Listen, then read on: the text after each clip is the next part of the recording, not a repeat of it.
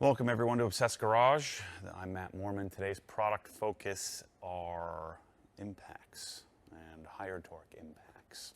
Of course, they make stubbies. Make sure to go check out that video. They make some little smaller right angle impacts, but these are their higher output.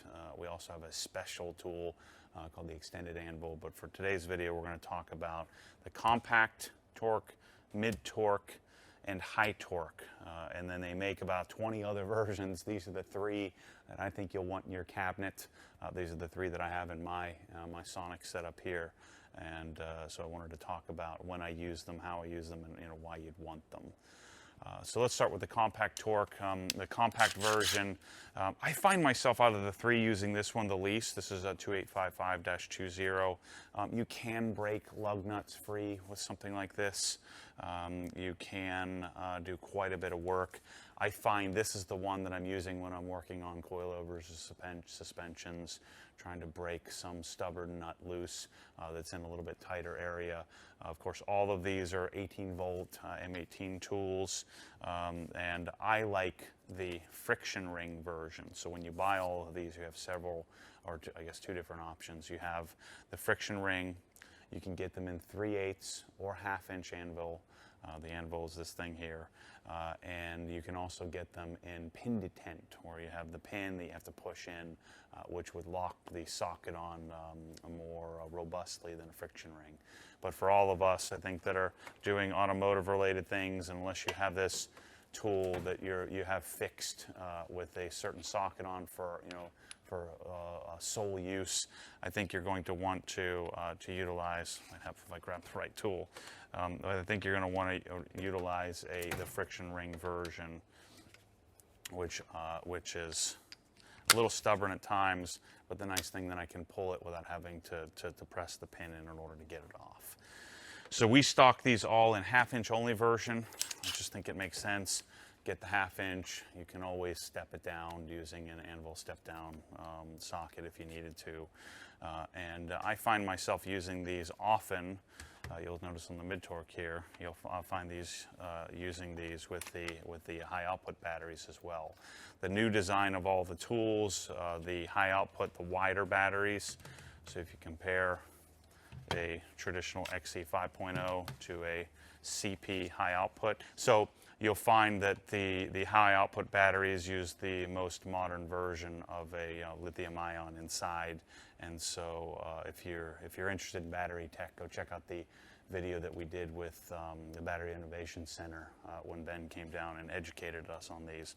But I oftentimes like to use the CP batteries that are a little wider, and now all of their belt clips actually work well and easily with something like a CP 3.0, or you could even step up if you needed a little more output and go to a 8.0 or even an HD battery if you wanted to, which adds quite a bit of weight. But the internal circuitry of most of the higher torque devices will, according to Milwaukee, according to the Battery Innovation Center, you will get a little bit more output. These are pretty advanced.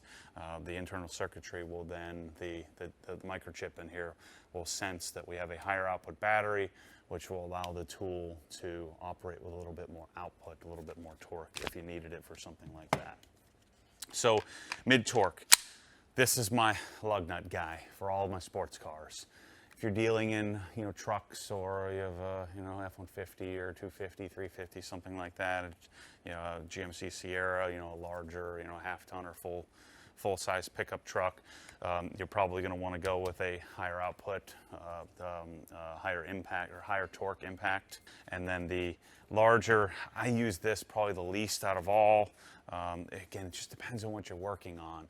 I mean, this is 1,000 foot-pounds of fastening torque capability, and you have your fastening, your output differences 1, 2, and 3, as well as sensing.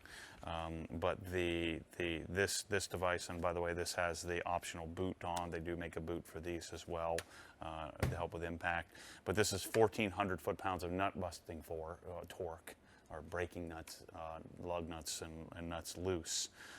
And so this guy here, I find myself using the least, because how often do you need that much torque? You find if you have a really stubborn, like I don't know, something underneath the car that's really, really stout that you need to break loose, you could use this for.